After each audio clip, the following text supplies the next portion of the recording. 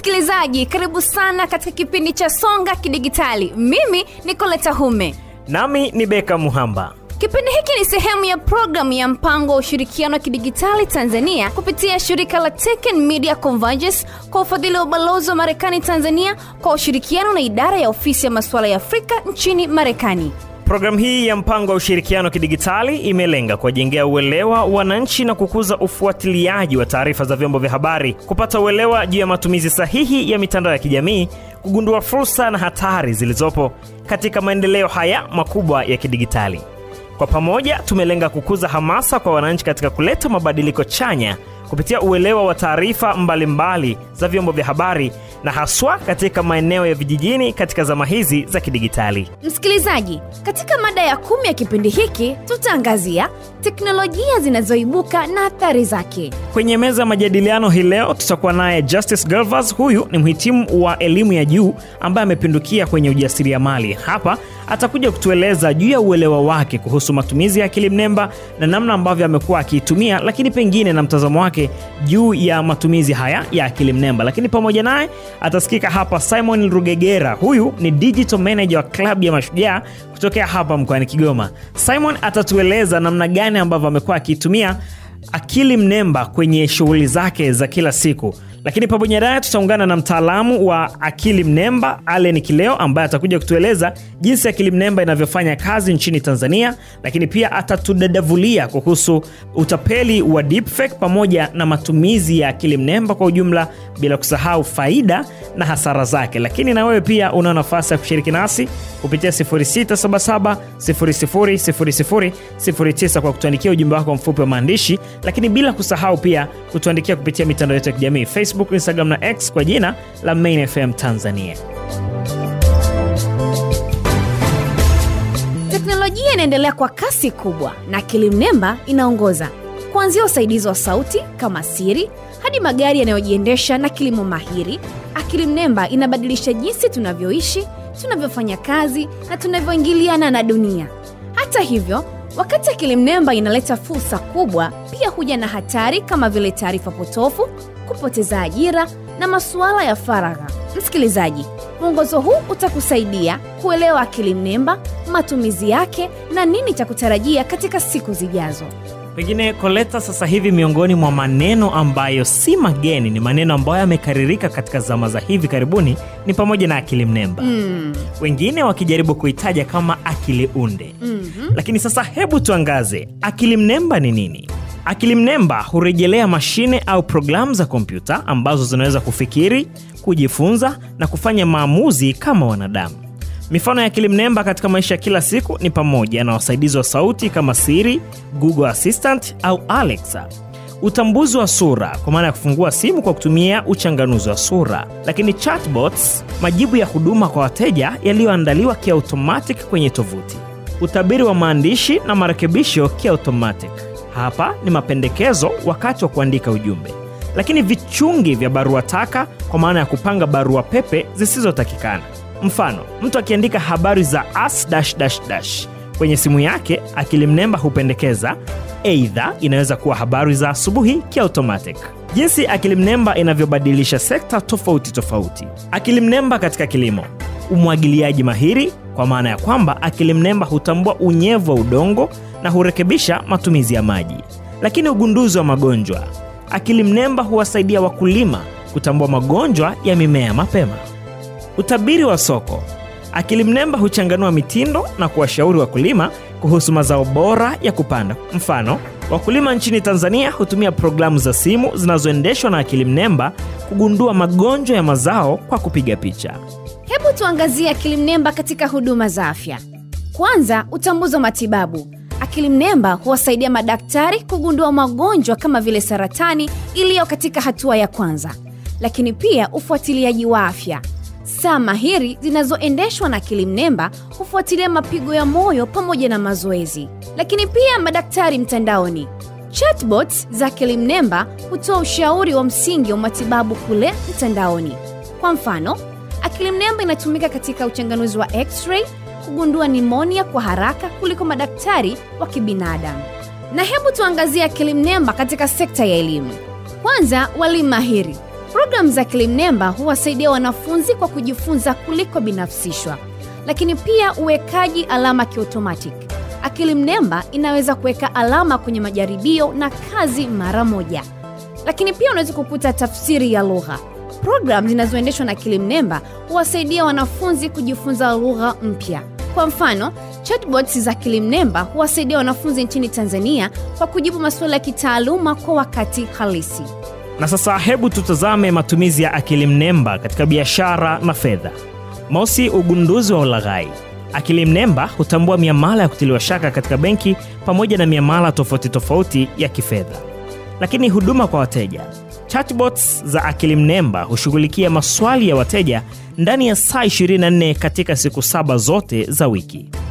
Utabiri wa soko la hisa. Hapa akili mnemba hutabiri mitindo ili kuwasaidia wawekezaji. Kwa mfano, benki nchini Tanzania hutumia akili mnemba kuzuia ulaghai wa pesa kwa njia ya simu.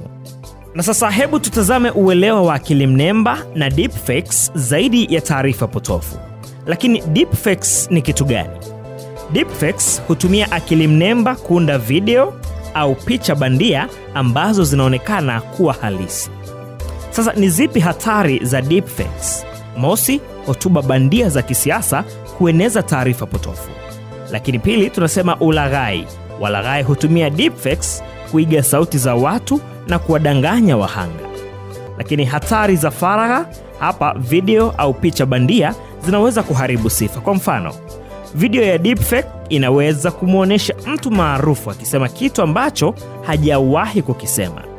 Ni vipi sasa tunaweza kutambua deepfakes? Mosi, angalia miendo isiyo ya kawaida ya uso. Na pili, angalia ubora wa sauti. Je, inasikika kama ya roboti? Na tatu, tumia tovuti za ukaguzi wa ukweli kabla ya kuamini video zinazosambaa kwa kasi zaidi.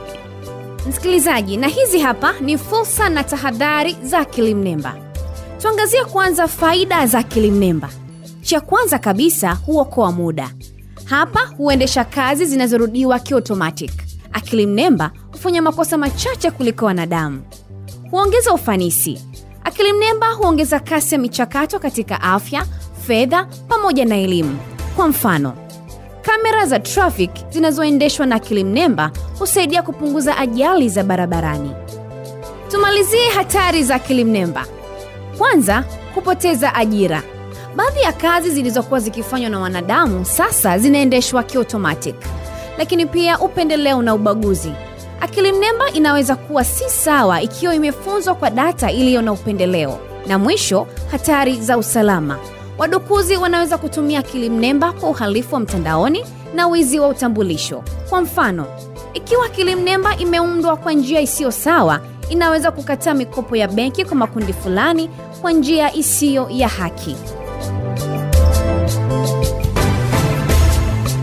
Msikilizaji, nikukumbushe tu kwamba kipindi hiki ni sehemu ya programu ya mpango wa ushirikiano wa kidigitali Tanzania kupitia shirika la Tech and Media Convergence kwa ufadhili wa balozi wa Marekani Tanzania na kwa ushirikiano na idara ya ofisi ya masuala ya Afrika nchini Marekani. Kipindi hiki kimetayarishwa na studio za Main FM Radio Kigoma. Tufuatilie kupitia mitandao yetu ya kijamii @mainfm Tanzania au kupitia nambari ya simu 0677 000009. Na sasa tuko na Justice Galvas. Huyu ni mhitimu wa elimu ya juu na baada ya kuhitimu masomo yake, yeye aliamua kuingia katika ujasiriamali. Sasa tueleze ni namna gani ambavyo unatumia matumizi ya akili mnemba au AI na ni faida gani ambazo pengine umewahi kukutana nazo na sasa hivi bado unakutana nazo katika matumizi haya ya akili mnemba. Tukiongelea kuhusu AI, maana yake ni artificial intelligence. Sana sana hizi AI zimekuwa zikitumika sana kwa, au tuseme mimi kwa namna nilivyosijua AI. Mara ya kwanza kutumia AI ilikuwa ni 2021. Yes, ambapo nilikuwa first year. Yes, ambapo AI sana nilikuwa tunamtumia kwenye masomo. Zamani hapo mwanzo kwa tunatumia Google nini ile tukaja kugundua kwamba unakuta assignment nyingi zinafanana kwa sababu ya watu wengi wanatumia source ambayo ni Google. Watu walikuwa wanaona uvivu kwenda library, and unajua huwa hivi vitu kwenda library kuna kula muda. Kwa hiyo watu baadaye kuja kugundua kwamba kuna AI. Kwa watu wanasema asikiai. Kwa mara ya kwanza kumjua AI nilitumiwaga kama robot na mchumba wangu, kwamba muulize huyo robot. Alikuwa ni robot wa WhatsApp. Kwa hiyo huyo AI akanitumia, unamtumia message WhatsApp alafu anakujibu hapo hapo. Kwa hiyo baada ya kumtumia yule AI, kumbe alikuwa limited. Alikuwa msaada kweli, ila akawa limited. Kwa hiyo nikaamua kuanza kutafuta kama naweza kumpata. Alikuwa anaitwa chatbot. Kwa hiyo nikaingia nikampata AI mwingine aliyekuwa anaitwa chatbot, lakini ambao unaweza ukamdownload. Yes, sikupenda baada hapo nikaja kuzijua nyingine, kama unakuta nyingi zinakuwa zina brain zimeandikwa AI hivyo. Kwa hiyo yule nilipomtumia alinifaa kweli kwa kazi ambazo nilikuwa nazifanya, kwa sababu alikuwa anajibu hapo hapo, lakini ulikuwa unaweza kuchagua kama ni swali la mathematics au chemistry au sociology au any of it, yani anakuwa tayari kukusaidia. Kwa kweli ikafika kwa wakati kwamba naweza kufanya assignment, kama ni assignment imepewa mwalimu peke yangu. Kwa hiyo ikawa inanipa uwanda mkubwa wa kufikiria. Naweza nikamwambia tu akanipa majibu, lakini sometimes AI huwa anakosea. Kwa hiyo akikosea inabidi wewe kufahamu kwamba hapa atakuwa amekosea. Kwa hiyo unachukua ile kazi aliyokuandikia, unaiangalia, unapoweka marekebisho, unaona points ni zenyewe au la. Kwa hiyo katika namna hiyo ikawa inasaidia katika kufanya assignment nyingi kwa muda mfupi. Lakini AI kwa wakati huu imekuwa more advanced kuliko kipindi kile. Kwa sasa hivi AI kwa kweli anaweza akakusaidia kufanya kitu chochote kile. AI anaweza akakusaidia kuandika kitabu, anaweza akakusaidia kuupload PDF yoyote unayoitaka Google, unaweza ukaidownload, lakini ili mradi tu mguide vizuri. Kama ni photo creation, utamwambia labda nataka mtu labda fulani awe Mwafrika, awe labda amekaa mezani anakula labda na familia, kutokea wezi ndani. Atakuletea ile tukio kwa namna ambavyo umeliweka, lakini hakikisha unamguide, yani unatoa kama kuna kila maelekezo fulani ambayo ni mazuri kumpa, unampatia ili aweze kugenerate kile kitu ambacho ni muhimu. In broader terms, sisi tulikuwa tunatumia AI ambazo hazijalipiwa, ila kwa wale wenzetu ambao kama USA wanatumia AI ambazo ziko more advanced. Maana yake sasa hivi kuna clip fulani ya chimpanzee ambayo inatapakaa mtandaoni, anaongea kwamba these people wananitumia kama kivutio, lakini mwisho wa siku what they give me is banana. Ni AI ambayo inaweza ikatengeneza like clip, mtu anaongea kaweka maneno yake na ile kaongea. Lakini pia tunafahamu kuna kipindi fulani kuna images nyingine au videos zilikuwa unakuta mtu anakuwa mnene afu anatembea juu ya majengo, na hili litokea. Kwa hiyo unakuta hiyo ni AI, mtu anatumia AI kufanya vitu kama hivyo. Kwa hiyo AI zinasaidia sana, na watu wengi siku hizo wanatumia hiyo hata kutengeneza videos, clips, kama hivyo nilivyosema hapo mwanzo, photos. Yes, ni wewe tu anaweza akaupload document, ukamwambia pia summarize, au anaweza kukusaidia katika kuandika yani vitu ambavyo ni muhimu sana, novel au nini, kufanyia research, kila kitu anaweza kufanya. Kingine, mbali na uzuri wa AI, sasa kuna madhara yake. Kila kitu kilicho bora lazima kikosi madhara ya AI. Sana katika upande wa wale walioko shuleni, inapunguza uwezo wa kufikiri. Kwamba unakuta mtu badala atafute material mwenyewe struggle ili aweze kuingiza vile vitu akilini, unakuta mtu anaenda anamwambia AI na ana direct weka zile ideas za AI moja kwa moja bila kuziangalia. Lakini pili, inaweza ikakulead kwenye sehemu ambayo ni wrong, kwa maana ya kwamba unaweza ukakosea kama ni swali kwa kumfuata AI, kwa kumwamini, ukimwekea ile imani kwamba AI yuko sahihi ukakuta anakukosesha. Hiyo ni tatizo jingine pia. Lakini tatizo jingine la AI ni kwamba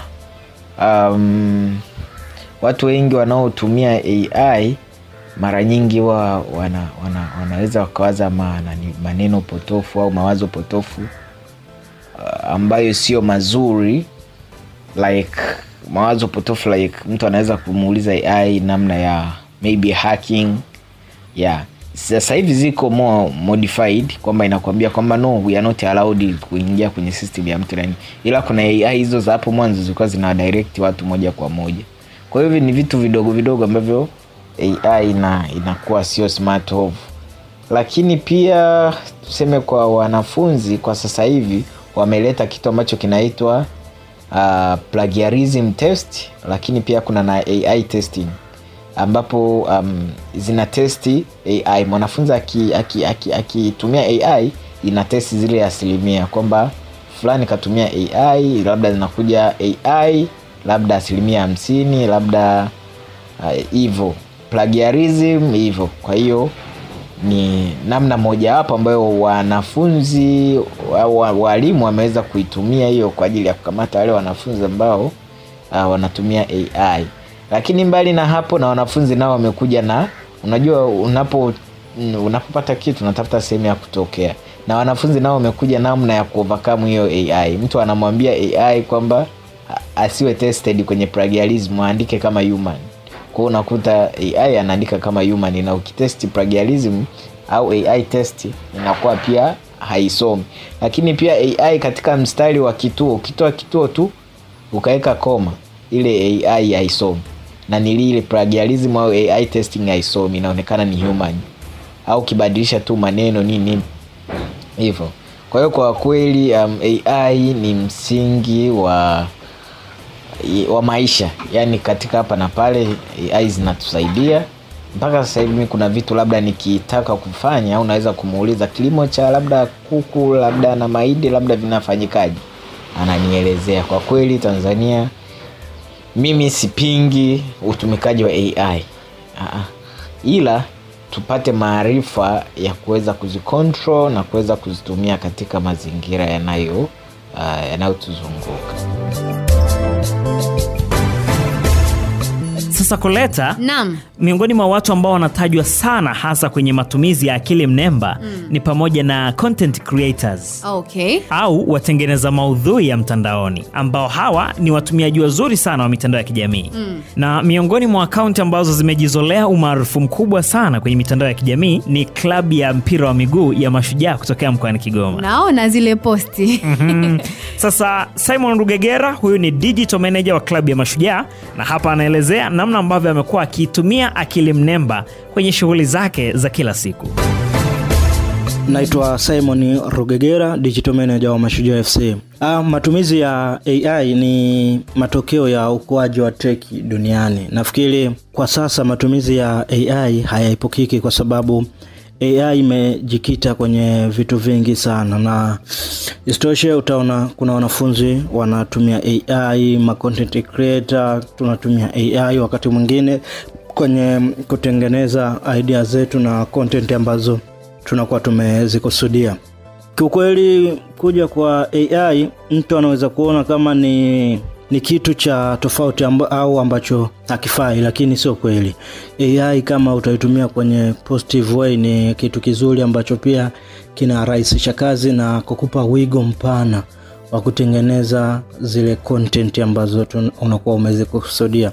Mimi binafsi kuna wakati inanisaidia sana kwenye kutengeneza mambo yangu ambayo mara nyingi huwa kwa vitu vya kawaida ni ngumu kuvitengeneza, lakini AI inakuwa inanisaidia kwenye kutengeneza. Kwa hiyo AI ni mapinduzi makubwa, na kama vijana au watu ambao tunafuatilia tech, haitakiwi tuiogope AI, ila inatakiwa tuichukulie kama fursa, kwa sababu wanakuambia dunia ikizunguka basi zunguka nayo. AI ndio sasa ambayo inaitawala dunia. Kwa hiyo tujikite kwenye kuisoma in positive way na jinsi gani ambavyo inaweza kutusaidia. Naamini ni muhimili mkubwa sana kwa sasa duniani.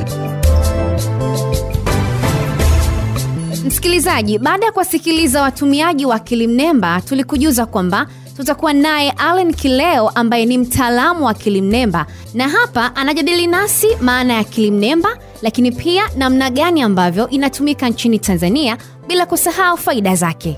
Akili mnemba ni uwezo wa mashine kama vile kompyuta, roboti, simu kuiga akili ya binadamu kwa maana ya kufikiri, kujifunza, kutoa maamuzi na kutatua matatizo.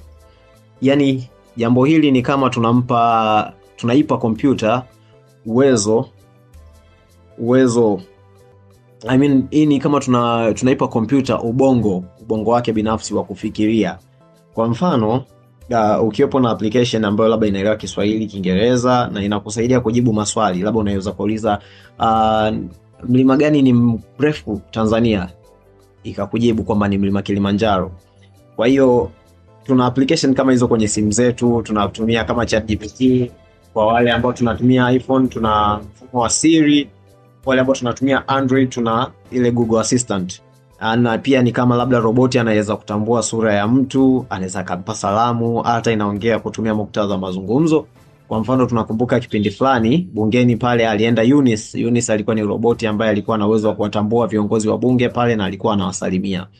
Kwa hiyo zote hizo ni matumizi mbalimbali yanayoonesha matumizi ya akili mnemba. Yaani kwa kifupi tunaweza tukasema kwamba akili mnemba ni sawa na akili ya binadamu, lakini iliyowekwa ndani ya mashine. Sasa baada ya kutambua kwamba akili mnemba ni nini, na kwa lugha rahisi tumeweza kujua mambo mawili matatu kuhusiana na akili mnemba, tunaweza labda tukajiuliza namna akili mnemba inavyofanya kazi nchini Tanzania. Kwa hiyo nachoweza kusema ni kwamba Tanzania tupo kwenye safari nzuri ya kuelekea kwenye mapinduzi ya kidijitali, na akili mnemba imeanza kutingisha baadhi ya sekta. Naweza nikasema hivyo. Lakini hivi ndivyo AI inavyoonekana kufanya kazi kwenye nchi yetu. Na nitazungumzia hii kwa kuitenganisha kwenye sekta mbalimbali. Kwa nikianza na sekta ya afya. Kwenye sekta ya afya kuna matumizi ya akili mnemba kwenye startups mbalimbali ambazo zinatumia mfano akili mnemba kwa ajili ya kusaidia madaktari kugundua magonjwa kupitia picha kama X-rays au zile CT scan. Kwa mfano kuna kampuni moja ambayo ilitengeneza mfumo wake wa akili mnemba uliokuwa unasaidia madaktari kutambua saratani ikiwa katika zile stage za mwanzo kabisa. Kwa hiyo ilikuwa inawapatia madaktari uwezo wa kutambua saratani katika stage za mwanzoni kupitia zile scans ambazo wanakuwa nazo. Na pia kuna kampuni nyingine inaitwa Elsa Health. Hawa wanatumia akili bandia kwa ajili ya kutambua changamoto za kiafya. Wanaweza kutumia akili bandia kwa ajili ya kujua ugonjwa uliopo katika sehemu fulani labda unaweza ukaspread kwenda umbali gani kwa watu gani, ili kwamba serikali iweze kuchukua hatua. Kama ni magonjwa yale ambayo tunaita ni pandemics kama COVID, ina uwezo wa kujua kwamba haya baada ya muda gani itaspread ndani ya radius gani, ili waweze kuchukua hatua dhibiti ndani ya hiyo sehemu kuzuia ugonjwa usiendelee kutapakaa mbali zaidi. Na nyingine ambao ni mashuhuri zaidi ambao tumeweza kuishi nayo kwenye upande wa afya ni Ada Health. Nadhani mtakuwa mnajua kwamba Ada Health wanatumia akili bandia kwa ajili ya kutambua dalili alizonazo mgonjwa, na itampa tuseme kama maelekezo ya nini cha kufanya kwa muda huo ili kutuliza hiyo hali yake, lakini na pia kumpa nguvu ili aweze kwenda kumuona daktari. Na Ada Health wanasisitiza kwamba haichukui nafasi ya daktari. Kwa hiyo unatakiwa Ukishapata maelezo mawili matatu pale, una uwezo wa kujisogeza kwenda kwa daktari ukiwa kidogo na afya njema zaidi ya ile uliyokuwa nayo mwanzoni. Na pia tuna chatbots mbalimbali, watu wanauliza maswali ya kiafya na wanapata majibu hapo kwa hapo, maswali yoyote yale. Na miongoni mwa sehemu hizo ni kama hizo Ada Health ambazo unaweza ukaelezea dalili zako za magonjwa na nini, na inakwambia kwamba unaweza kuwa unauma kitu fulani, lakini kabla hujaenda kuthibitisha hilo kwa daktari, unaweza ukapatia hatua fulani kwa ajili ya huduma ya kwanza, ili uweze kukaa stable enough mpaka utakapofikia daktari. Sekta ya pili tuna sekta ya kilimo ambayo inatumia akili mnemba. Akili mnemba inatumika kutambua magonjwa ya mimea kupitia picha za simu, ambapo tunaona kuna baadhi ya mifumo mbalimbali ambayo inatumia akili mnemba. Unapiga picha ya mmea. Kwa mfano kama mimi binafsi nilishatengenezaga mfumo kwa ajili ya kutambua magonjwa kwenye mimea, hususan mihogo, kwamba unapiga picha kwenye yale majani ya mihogo. Kuna zile rangi ambazo zikitofautiana, akili mnemba yenyewe inatambua kwamba hapa kuna changamoto hii, hapa kuna changamoto hii, na huku kuna changamoto hii. Kwa hiyo hilo ni jambo moja. Jambo la pili, tuna uwezo wa kuunganisha akili mnemba pamoja na teknolojia zingine kama IoT, Internet of Things, ambapo tukaiambia akili mnemba, tukaipa maelekezo kwamba bana, hali ya hewa ikizidi nyuzi joto labda 30 na ambapo ardhi itakuwa ni kavu, unaweza ukatumia mfumo wako wa IoT kufungua mabomba ili aweze kuipa unyevu ardhi. Kwa hiyo inaweza ikafanya hivyo kwamba ikifika labda saa 12 unaweza ukawasha taa kwenye greenhouse na nini, vitu kama hivyo. Ni maelekezo ambayo yanaweza ikatumika kwenye agritech solutions kwa upande wa akili mnemba. Pia tusisahau kwenye upande wa elimu. Kwenye upande wa elimu kuna mifumo kama mfumo wetu wa VugaEagles.com, tuna matumizi ya chatbot. Kuna AI tumeiweka ndani hapo ambayo inaelewa content zote za resources ambazo tunazo za kielimu. Kwa hiyo kama unajifunza labda tuseme bookkeeping na kuna swali labda umekwama, hujui nini kinatakiwa kiwe credited, hujui nini kinatakiwa kiwe debited, unaweza ukauliza AI yetu, na AI yetu inaweza ikakufafanulia na kukueleza kwamba hiki kinafanya kazi hivi na hiki kinakuwa hivi, kwa kukupa uelewa pia wa kielimu. Pia tumeona kwamba Tanzania ni nchi ambayo ratio ya walimu na wanafunzi ni kubwa kwa upande wa wanafunzi na ni mdogo kwa upande wa walimu. Yani ratio yetu iko ni kwamba mwalimu mmoja ana average ya kufundisha wanafunzi 60. Sasa wanafunzi hawa sio wote wanaweza wakaelewa katika spidi sawa. Kwa hiyo akili mnemba ina uwezo wa kusaidia kwamba kila mtu au kila mwanafunzi akajifunza kwa spidi yake mwenyewe. Kwamba mimi ni slow learner, huyu ni fast learner, yeye ataelewa kwa ufast wake, mimi nitaelewa kwa polepole wangu, hivyo hivyo mpaka tutafika. Kwa hiyo naweza nikasema kwamba inaweza kufanya hayo, kuwa kama ni tutor, one-on-one tutor na mwanafunzi. Na kingine tunatumia mifumo kama Grammarly kurekebisha essay zetu. Labda kama kuna sehemu umekosea spelling, kuna sehemu unaona unataka kubadilisha maneno yakae kiprofessional zaidi, tuna uwezo wa kutumia akili mnemba inayopatikana kwenye mifumo hiyo ikakurekebishia na kukutengenezea maudhui ambayo yako vizuri kabisa. Na kingine hii ni sekta ya tatu, na hisi ni kwenye huduma kwa wateja. Makampuni kama ya simu, Vodacom, Airtel, Tigo, makampuni kama DSTV, baadhi ya makampuni ya kiserikali na mengine ambayo ni private yanatumia akili mnemba ambayo imekaa kama huduma kwa wateja, yani wale customer care tuseme. Inakuwa ni kama customer care. Kwa hiyo unaweza ukatuma message kule, message unashangaa inajibiwa muda huo huo. Kwa unashangaa kuna changamoto, labda kuna malipo nilifanya hayajapitishwa. Kwa hiyo unatuma message labda, habari, malipo yangu hayajapitishwa, unakuta ni saa 6 usiku. Then umetuma tu message, unashangaa unapewa reply pale pale. Habari ndugu Allen, tumeona malipo yako, tunayashughulikia. Kwa hiyo hizo ni matumizi za akili mnemba ambayo inasaidia kupunguza uhitaji au watu katika baadhi ya sehemu. Kwa hiyo inakuta huduma inafanyika bila kumhitaji mtu kwa kila swali. Kwa hiyo ni yale maswali tu ambayo yanahitaji mtu aingilie kati ndio yanaweza yakapushiwa yakapelekwa kwa yule mtu ili aweze kuyajibu. Na kingine ni kwenye mambo ya biashara na fedha. Akili mnemba inasaidia kutabiri tabia za wateja. Kwa mfano wateja watarudi, hawatorudi, itapanga bei, itakuonesha kwamba mwezi huu ulikwaje, je ni mwezi gani ambao unapata faida sana na unatakiwa ufanyeje.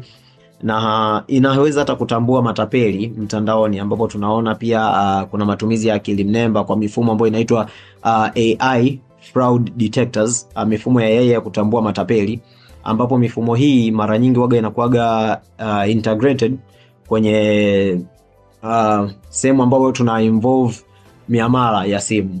Tuseme labda kama mimi Allen, Vodacom wamezoea mimi kwamba kwa siku labda ninatumia shilingi 5,000. Kila siku 5,000, kila siku ni 5,000. Ikatokea siku nikafanya muamala wa 30,000. Sasa kuna mifumo ya akili mnemba ambayo sasa inaangalia ile pattern ya nyuma, ule mlolongo wa nyuma wa shilingi 5,000, alafu ghafla inakutana na shilingi 30,000, inasema huyu sio Allen. Na kama ni Allen, kuna vitu ambavyo naweza nikamuuliza Allen ambaye Allen peke yake anaelewa. Kwa hiyo sasa unakuta baada ya mimi kufanya vile, ule muamala hautoenda moja kwa moja, mpaka kuna baadhi ya fallback mechanisms zikapita sawa na mimi, yani nikaenda nazo sawa. Kama ni maswali wakaniuliza nikayajibu vizuri, wanajua huyu ni Allen. Lakini vinginevyo unashangaa ule muamala unakuwa blocked, kwa sababu anajua hapa huyu ni either kaibiwa au anatapeliwa. Kwa hiyo muamala hautaki kwenda mbele zaidi. Kwa hiyo hiyo ni namna ambavyo akili mnemba inatumika kwenye mambo ya kibiashara. Na pia inaweza ikatumika kwenye mambo niseme ya kiteknolojia. Kwa mfano duniani kipindi hiki tunaona kuna magari kama Tesla na mengineo ambayo hayahitaji dereva. Kwa hiyo unakuta wewe unaingia kwenye gari, unaliambia gari nataka nitoke Arusha niende Kigoma, na gari unaiwekea destination yako Kigoma ni wapi. Gari linaanza safari, linapita barabarani, sehemu ya kukata kushoto linakata kushoto, sehemu ya kwenda kulia linaenda kulia. Kwa hiyo tumeona maendeleo hayo duniani. Kwa hiyo ni mambo ni mengi na ni sekta nyingi sana ambazo zinatumia akili bandia, tunaweza tukazielezea siku nzima na hata tusimalize hizi, lakini ni zile highlights. Kingine ambacho tunahitaji kujua ni kwamba akili mnemba ina faida gani? Na faida ni nyingi sana. Hapa Tanzania zinaleta ahueni na maendeleo mbalimbali. Kwa hiyo yanaweza nikazungumzia vitu vifuatavyo, ikiwa ni baadhi ya faida. Nikianza na kwa ujumla, ulimwenguni kwa ujumla, kwanza inaongeza ufanisi mkubwa. Kwamba ukiangalia kuna baadhi ya makampuni ulimwenguni yameanza kutumia teknolojia hii ya akili mnemba, kwa sababu mashine zinaweza kufanya kazi nyingi na kwa haraka kuliko binadamu. Kwa hivyo inaongeza ufanisi mkubwa, kwa sababu kwanza mashine hizi hazifikirii sijui watoto, hazifikirii likizo, hazifikirii mengineo. Yani zenyewe zinafikiria kazi na ni kazi uliowapa tu. Kwa hiyo unakuta inafanya kazi nyingi na kwa ufanisi mkubwa kuliko hata sisi binadamu. Na upatikanaji wa huduma inakuwa ni rahisi upatikanaji wa huduma, kwa kuwa nimezungumzia mfano kwamba unaweza kutuma message hata saa 6 usiku na ukakuta unajibiwa. Kwa hiyo unakuta huduma inatoa masaa 24 kwa siku bila kusubiri, bila kuzima, bila kufanya nini, kupitia zile chatbots ambazo tunazi-integrate kwenye websites na nini. Kwa hiyo websites nyingi sasa hivi ukiingia unakuta kuna ki-icon cha WhatsApp, ki-icon cha simu, ki-icon cha message. Ukituma pale message unashangaa unajibiwa on time. Kwa hiyo hizo nazo ni baadhi ya faida ambazo akili mnemba inasaidia. Na pia akili mnemba ina uwezo mkubwa sana wa kutoa maamuzi ambayo ni sahihi. Akili mnemba inaweza kuchambua taarifa nyingi ambazo ni data nyingi na kutoa maamuzi yaliyo na msingi imara kupitia taarifa ilizojifunza nazo. Kwa hiyo inaweza kujifunza taarifa nyingi sana na inaweza kutoa maamuzi ambayo yako sahihi. Napunguza gharama. Mashine haziombi kwanza mishahara kama unavyojua, na wala hata haziombi likizo. Kwamba kuna kipindi labda cha likizo unakuta kampuni labda inaweza ikaajiri watu wengine kwa ajili ya kuja kukava nafasi yako, au mishahara mwisho wa mwezi unaanza kuwaza nataka niwalipe wafanyakazi wangu 20 mishahara. Lakini huku unaweza kutumia mfumo mmoja wa akili mnemba ukaweza kufanya kazi za watu 10, 20, 30 kwa wakati mmoja. Kwa hiyo inakupunguzia wewe uwanda kama biashara, inakupa faida kwa sababu hautakuwa unalipa watu mishahara. Kwamba wewe utakuwa tu una mfumo wako mmoja unaotumia akili mnemba, unaweza kufanya kazi labda kukuandikia email, kukuandikia barua. Unaambia bana niandikie barua kwenda kwa mkuu wa mkoa, ikakuandikia barua kwenda kwa mkuu wa mkoa kuomba unachoomba. labda kuna mahesabu hayajakaa vizuri kwenye Excel, ukaiambia ikusaidie kuyakalisha vizuri. Labda kumefanya auditing, unaona auditing kuna namna vitu hauelewi, unatuma hiyo audit report yako kule, then inakudadavulia nini ambacho kimeenda kushoto, nini hakijakaa sawa, inakurekebishia. Kwa hiyo yote hayo inapunguza gharama, kwamba hivyo vitu ungeweza kuhitaji hata watu 3, 4, 5 wakufanyie, lakini sasa unajikuta kwa muda huu unafanya peke yako na msaidizi wako ambaye ni akili bandia. Sasa kwa Tanzania, kama Tanzania inasaidia kwanza sekta ya afya, inawasaidia madaktari kutambua magonjwa mapema. Miongoni mwa magonjwa ambayo ni ngumu sana kutambulika mapema tumezungumzia saratani. Kwa hiyo kwa kutumia mifumo ya kidigitali inayotumia akili mnemba kama Ada Health, kama Elsa Health, na ile mifumo ya kutambua saratani inaweza ikatambua magonjwa haya katika kipindi ambacho yanaweza yakashughulikiwa na yakatibiwa. Sio kwamba mwishoni kansa imeshafika stage 3, stage 4, zile stage ambazo ni ngumu kidogo. Kwa hiyo inakuwa ni rahisi, inawasaidia madaktari na pia inawapa hata wagonjwa uweni kwamba wametambua changamoto walizonazo mapema sana na kuzifanyia kazi. Cha pili ni kuimarisha elimu. Inawasaidia walimu na wanafunzi kwa kutumia mifumo binafsi kujifunza. Kwamba sasa hivi hawezi ukahofia kwamba mtoto anashika simu labda ataenda kwenye Instagram tu na nini. Siku hizi kuna hizi application kama ChatGPT, unaingia kule unaiuliza maswali kuhusiana na elimu. Sisi wenyewe tuna vugaeagles.com, una login Vuga Eagles, unaona content zako pale. Kama content zimetosha, kuna akili mnemba yetu pale, utajifunza na yenyewe kupitia pale, utaiuliza maswali, utaelewa vitu tofauti tofauti. Kwa hiyo unakuta sasa inaendelea kuboresha ule upatikanaji wa elimu. Sio kama zamani upatikanaji wa elimu ni mgumu. Sasa hivi kila mtu ambaye ana simu, ana kompyuta, ana laptop, ana uwezo wa kuaccess elimu. Na pia kuna vumbuzi mbalimbali kama Kibuti Bot. Ni mfumo wa akili bandia ambao unaweza ukawasiliana nao kupitia message ya kawaida. Ukauliza swali lako kupitia message ya kawaida, inakuletea majibu. Unauliza swali, inakuletea majibu kupitia message za kawaida. Kwa hiyo unakuta bunifu zinaendelea kuwa mpya kwa ajili ya kuimarisha elimu, kuhakikisha kwamba elimu hii bora inamfikia kila mtu popote pale alipo. Na kingine inasaidia ajira, kutengeneza ajira mpya. Kipindi hiki cha akili bandia vijana wanaweza kujiajiri na kwa kujifunza mambo ya akili mnemba na kutengeneza masuluhisho mbalimbali kutumia akili mnemba. Vijana wanaweza kutengeneza kampuni ambazo zinasaidia kutambua saratani zikiwa katika stage za mapema.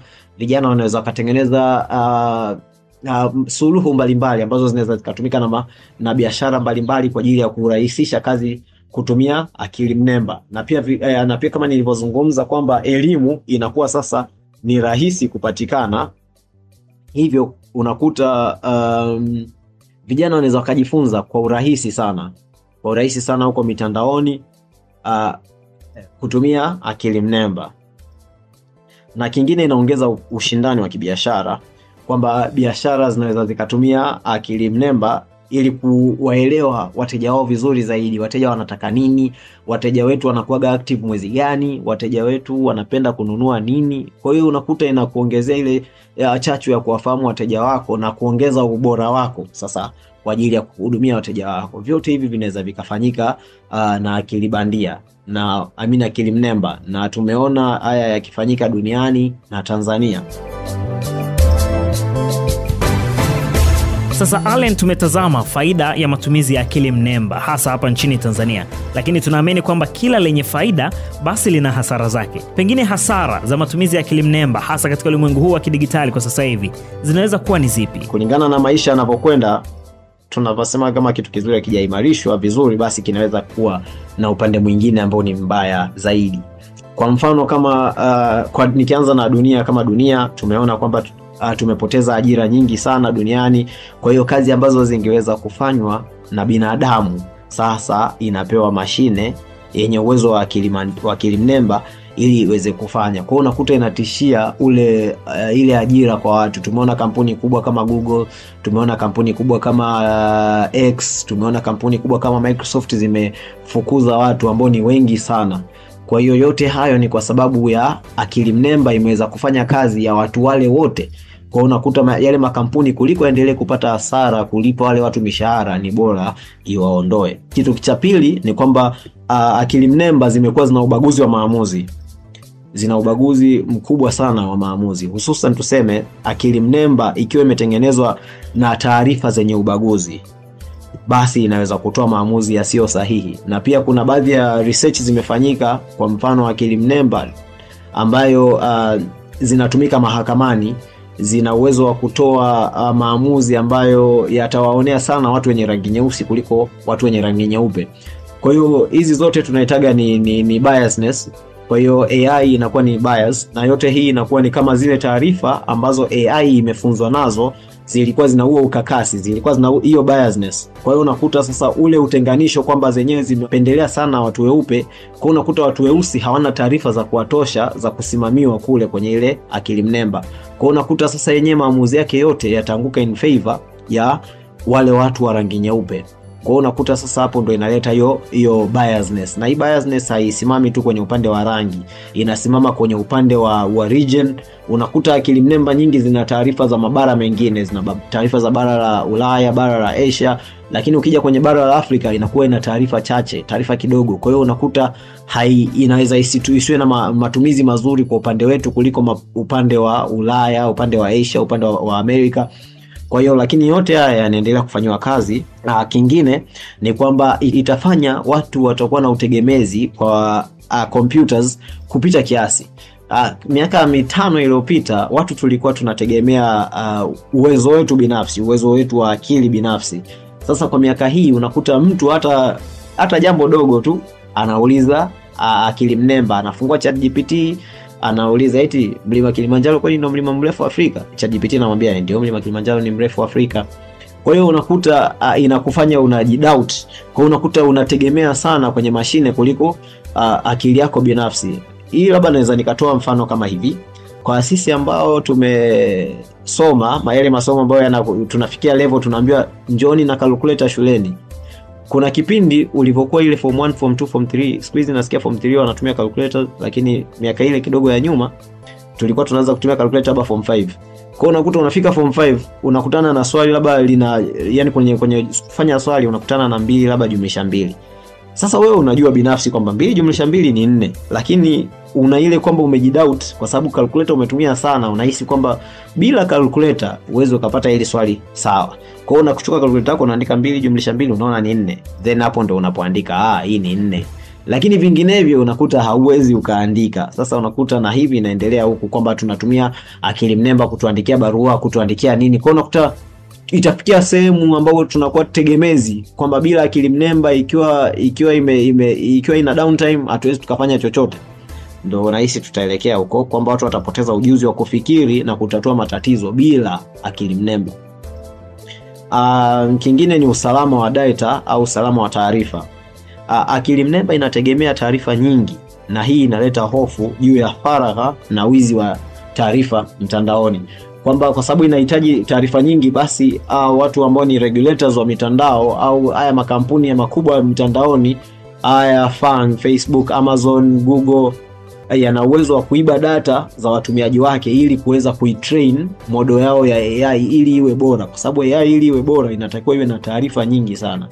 Kwa hiyo inaweza ikaleta hizo hofu kwamba kuna taarifa zingine zinaibiwa, na baadhi ya cases kama hizo tumeweza kuzisikia. Kampuni kama Facebook zimeshutumiwa kwamba zinaiba taarifa, kampuni kama Google zimeshutumiwa zikiiba taarifa na mengineo.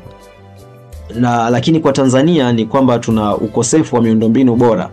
Kwamba akili mnemba inahitaji tuna internet ya uhakika, tuwe na umeme wa kuaminika, tuwe na computers, na hii sidhani kama inaenda katika speed hii ile kubwa ambayo tuna expect kwamba akili mnemba ilipoingia nchini basi na yenyewe endelee kuchukua hiyo kasi.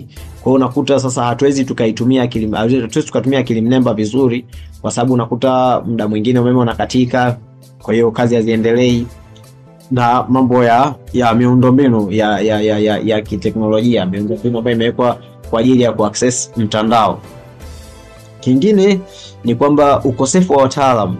Bado tuna upungufu wa wataalamu wa masuala ya akili mnemba na mambo ya data science nchini. Kwa hivyo unakuta kuiendeleza kidogo inakuwa ni changamoto.